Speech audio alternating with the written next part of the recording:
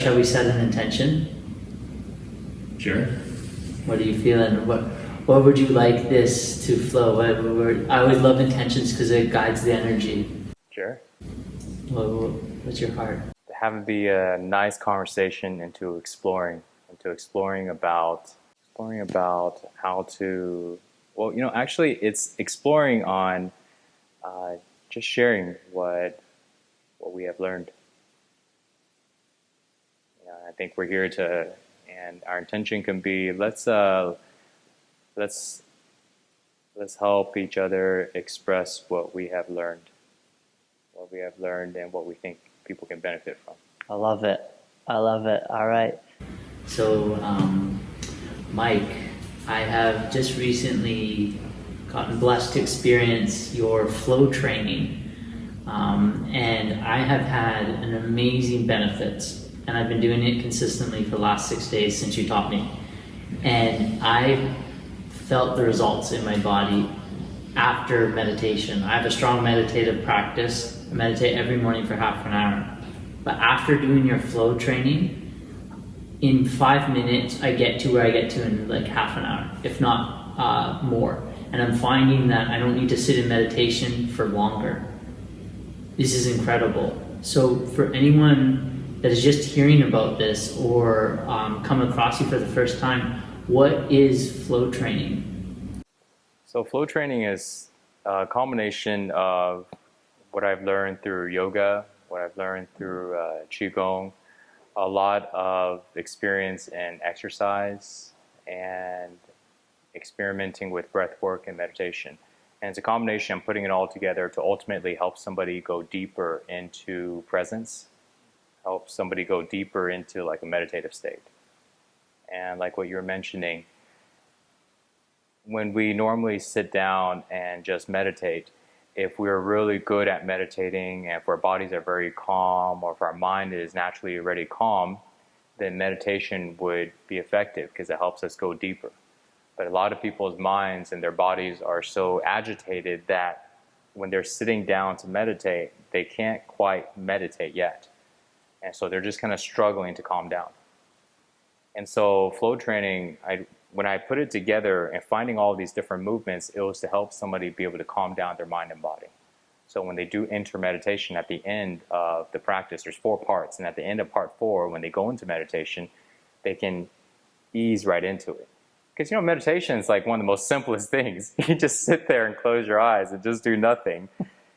And yet, most people don't spend time meditating. And just thinking about meditating, they're like, oh man, for 10 minutes, I'm too busy. And everybody's starting to realize the benefits, but just thinking about it, there's a sense of agitation because the agitation is inside of their body, it's experienced in their mind, and they don't want to face it. And so meditation is another way of going, whatever's inside of your body, let's just go ahead and become aware of it for 10 minutes, for 20 minutes. But if somebody's like really discomfortable inside, it's really tough to go and deal with the discomfort for 10 minutes or 20 minutes. And so somebody rather do something else than become aware of that thing that is so uncomfortable and painful. But with flow practice, with flow training, basically let's help eliminate a lot of that. So this way it will be easier to meditate, so we can feel more comfortable and that we can get used to feeling comfortable as our natural state. We start to return back to it because we didn't get born as children and we're so uncomfortable, we're so painful. We kind of developed that as we grew up with, ideas and beliefs and all these trapped emotions that we never let go of. Yeah, that's interesting. The process of kind of returning back to who we really are. And I really feel that with the practices, but with the flow training. You mentioned there's 4 components. Yeah. What are those 4 components and why those 4 components? So the 4 components are similar to if somebody was to approach like a regular exercise routine.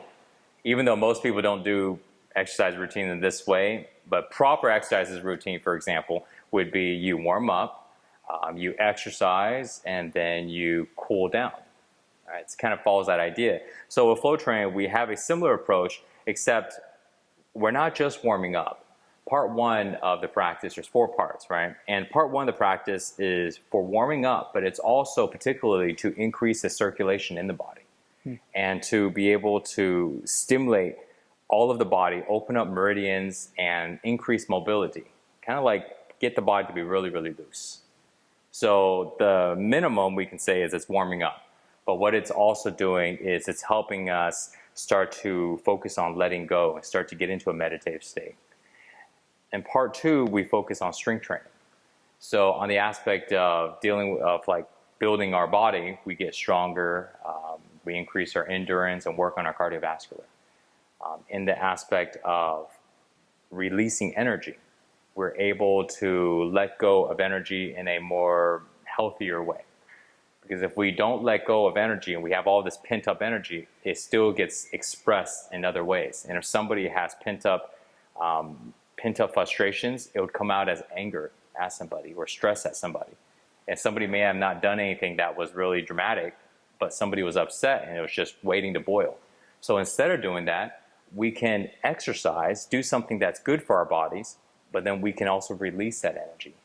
And then we don't release it in an angry way. You know, some people, they're angry when they're exercising. You know, they go to war with the weights, you know, or something like that. We all know because we've done it before. Yeah. Well, it's like, no, you don't want to express in that way. We don't want to use our emotions when we're exercising. We just want to express the energy. We just want to release the energy. And so we do that in part 2. And we do that through strength training. So the benefit is we also build a nice body, strength and endurance and cardiovasculars and things like that. And then part 3, typically where we start to cool down, we cool down as well. But we cool down with stretching, and we also focus on releasing the tension and getting the body to start to become more still, because our heart rate is raised, our mind was at first doing all of these different exercises, and now it's starting to become a little more still because our body's becoming still. So we go through that, and then at part 4, we start off with breathing to really slow down the mind and calm down the body. And then once all of it is still, we go right into meditation. And then now we're able to meditate with a lot more ease. And we always finish the practice with the same feeling. It's always a feeling of calmness and a feeling of stillness. And there's just a sense of ease. And over time, we start to get used to that as a default state. Because, you know, most people try to become calm when they're not calm. They try to chill out when something bad is happening, but they don't practice it enough. So when it's time to do it, they can't do it. And so what we do in flow practice is we create the workouts to be a way to stimulate our egos, to stimulate our not feeling good enough, to stimulate the agitation inside. And when it's not stimulating anymore, it's time to up the intensity. It's time to change up the exercises to make it a little more difficult again. So now you have more to stimulate. So our bodies get really stressed when we're doing 50 burpees in a row, right?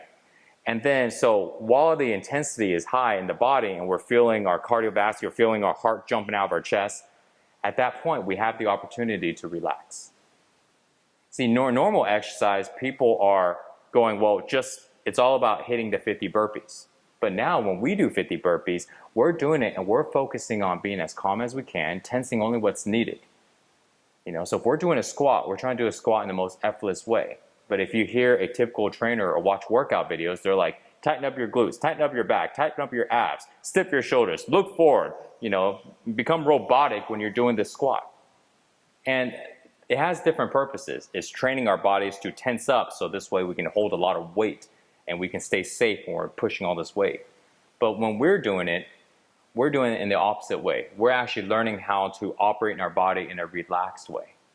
We're learning how to operate our body to where we use the least amount of effort needed or the least amount of tension needed. So if it so happens where we're getting under the bar and we're having to squat 300 pounds, well, now we have to tense up everything. And then so we do. But if we're only needing to just bend down and grab something off the ground, we may only tense up just a couple muscles. If we're needing to go and walk around and not having to activate much muscles, we don't. But when someone gets used to constantly tensing a lot of muscles just to do anything, every motion becomes, there's a physical tension behind it, and there's this physical application of force. So if somebody wants to go and be calm, but they're always in a forceful type of action, it's contradicting. It's like somebody who wants to be gentle, but everything they do is hard. They want to be soft, but they're really loud all the time. And it's like, so they have to practice physically being that way, and they also practice mentally. And so flow practice is a combination of these type of physical practices that we're applying into the moves that we do. And there's also a few basic, really simple mental practices that we apply also, like not judging, not comparing or competing. Because a lot of people, when we're exercising, we compare with other people who are better than us. We compare to people that we're better than and we think we're better than them. We feel good about ourselves, and vice versa about the ones that are better than us. We compare ourselves to how we were before, maybe yesterday or last month, or maybe back in high school when I used to do this and I used to do that. And now I look at myself and I go, I'm not as good. We're always comparing, therefore we're always in this state of non-acceptance. We're not accepting ourselves, we're not in the present moment, we're not all there. And now our moves are not genuine.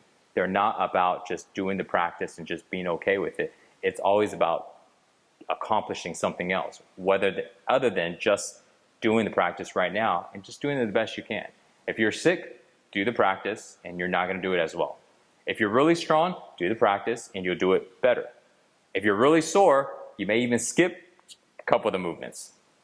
And it's all okay. It doesn't matter. We can just let it be. It's like you wake up every day, no matter if you're feeling crappy or if you're feeling good, you still wake up, you still do the things you need to do, but the way you do it changes based on your state of being.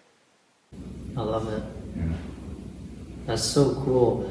One of the things that I really love about this philosophy, this way of training, it's kind of how I try to approach life too, is like I myself am a deep end learner. Like I do well in the deep end, like learning, getting pushed in the deep end, but it's not actually how I teach. I teach shallow end learning as that, where it's like you just go one foot in front of the other. And that's something we've talked about with your practice, and you've mentioned just here, is like this way of being gentle and present with your movements too, and not using, it's kind of like the way of like Tao Te Ching, right? Like this effortlessness. And so something you said to me when we were training that really like stuck with me, because it's not how most people go about their training, is go to your level and don't compare it to anyone else, and go to what your, I think you mentioned, correct me if I'm wrong, like 70%. Right. Always at 70%. Right. This is really exciting because I think for a lot of people, they're always been told to go to 100%. Go to your max out. I think that there's a place for that, but I like this way of like this ease in your training, which the reason I like that is because we're heading into meditation. So it's a way to enter into meditation. So someone that's, say, like in the softer place of themselves, but wants to get into this practice, how do you train someone like that? So they simply just do the best they can when they start the practice. If somebody's really used to being forceful, they're used to going 100% or more, and they're used to competing and so forth, well, then they're going to do this practice a lot harder than what they should, and it's okay. They'll do the best they can, but what they'll experience is they'll experience fatigue, they'll experience frustrations, and it's just like somebody who's learning something for the first time. They just don't do it as well, but it doesn't matter, because we never get good at something unless we do it over and over again. And one of the principles is like the most basic thing, which is repetition. Repetition creates mastery.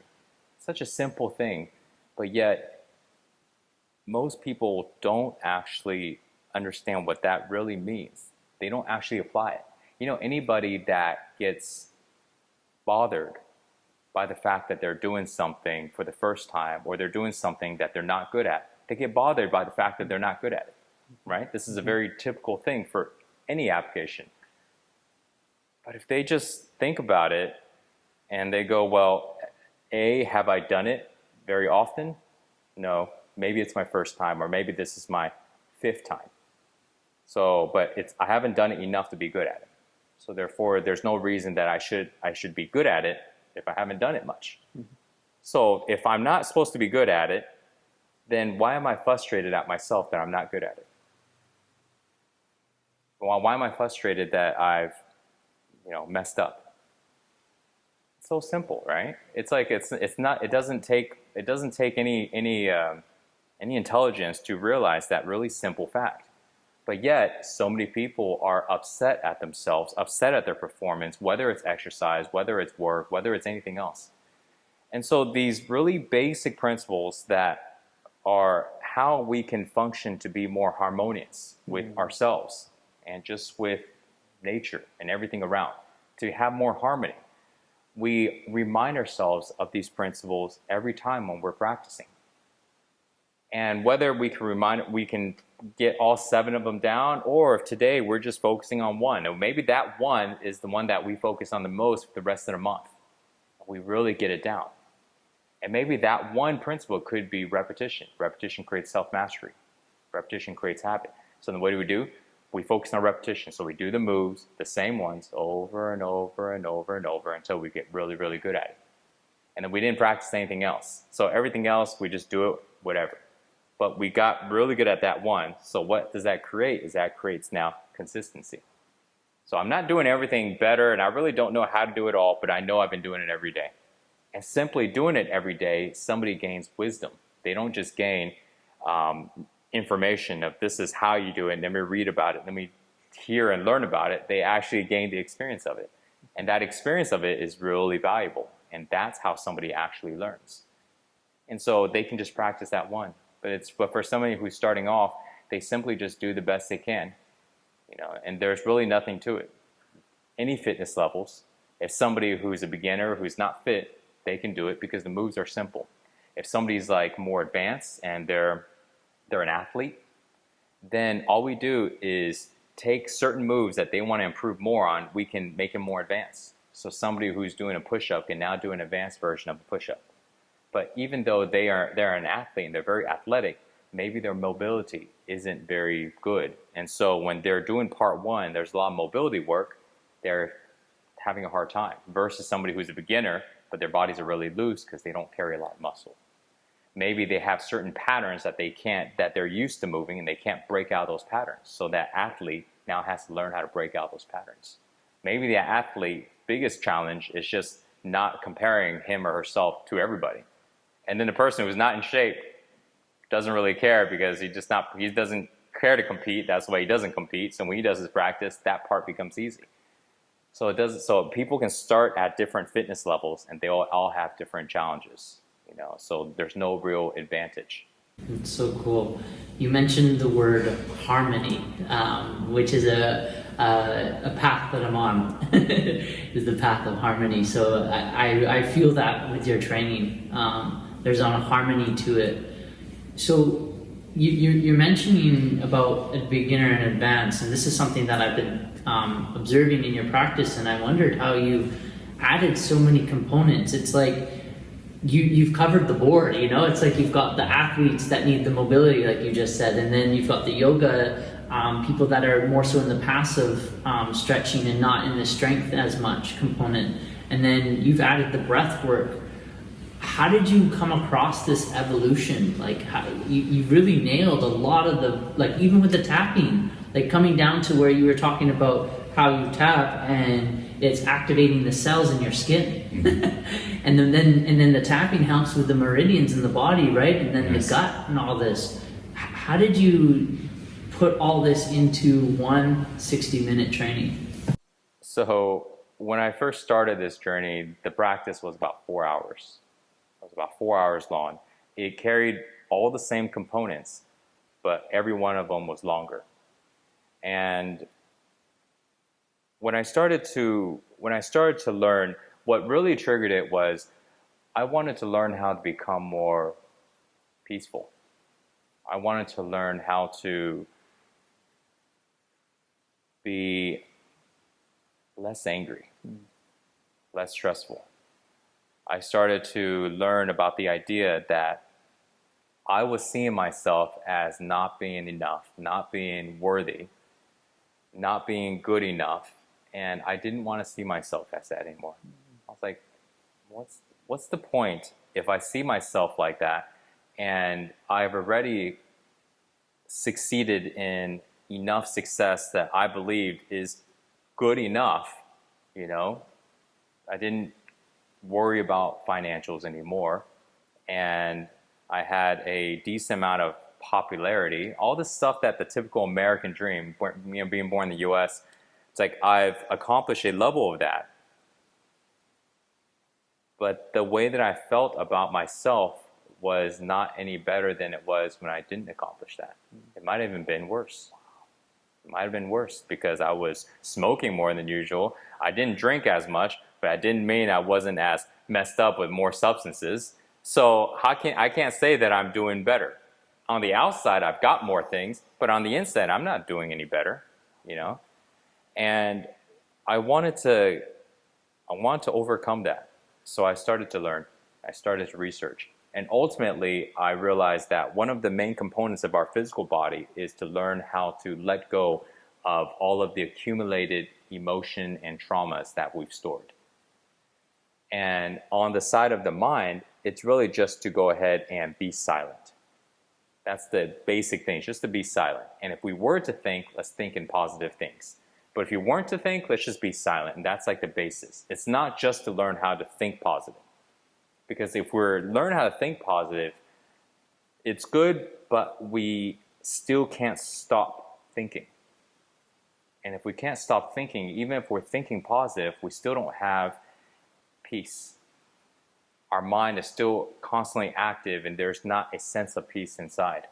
So in order to stop thinking, we needed to go and practice on becoming meditative. So I started to meditate and I started figuring out what's the best way to meditate. And I remember sitting there and struggling, and it will be about 20 minutes before I'm finally feeling like, oh, wow, I'm ready to meditate.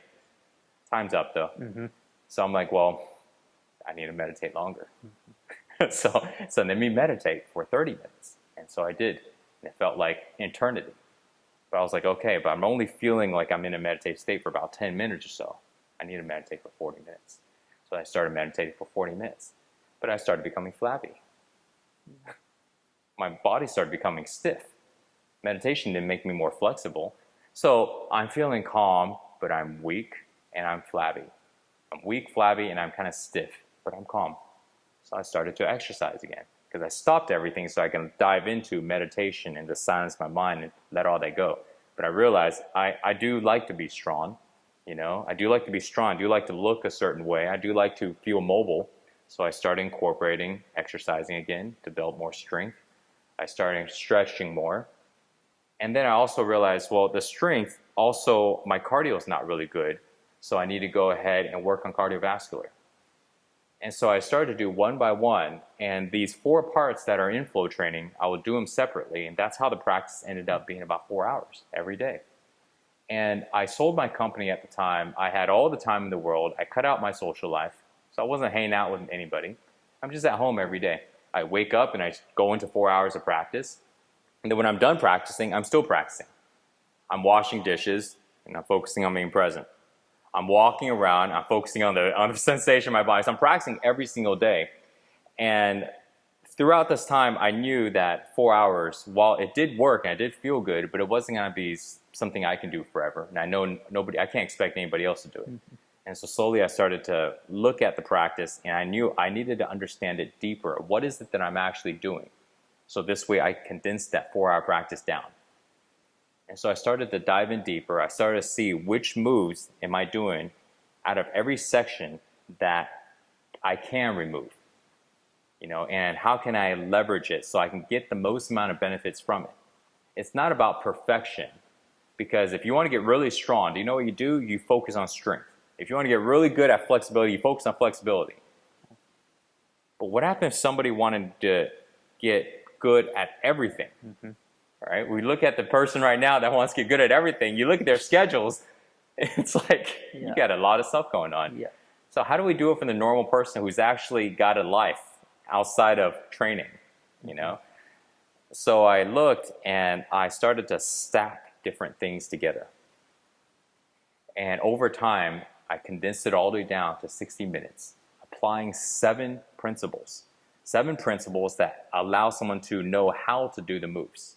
If they don't apply the principles, they're just doing the moves by copying, they get some benefits, but they're not going to get anything close. They maybe get like 20, 30%. But if they apply the principles, they can get the full benefit of the practice, and the practice will continuously evolve for them. And that's what I started doing. And then I started to show other people. I started doing it every morning. I started inviting people over, and we started doing it. And over time, I kept learning. And even now today, I'm still discovering new things that I can implement into this practice that doesn't increase the time, because we can always add on more to create more, but how do we practice on taking out things? And if we were to add in, we have to take out. And so this way we can still keep the practice at around 60 minutes, but have it to be more effective. And that's my constant research. And that's where I spend most of my energy every single day, practicing. How do we apply different ways to think, so this way we can progress more forward? Because when we look at personal development, there's all these things to focus on. But they all don't create the same results. And I started to learn what are the foundational things to focus on with our attention, so this way we can get the most results. Everybody wants a whole bunch of things. But if they had to narrow it down to one thing, what is that one thing that's the most valuable? Therefore, by accomplishing this one thing, all the other things can be accomplished. That one concept I learned from Gary Keller from the book, The One Thing. And since then, I looked at the world, I looked at my practice, I looked at everything in that perspective. That's awesome. So where can people learn more about flow training and Mike Chang? So they can go to flowtribe.us. It's a training group online. So we meet every single week, twice a week. We do online training, like physical training.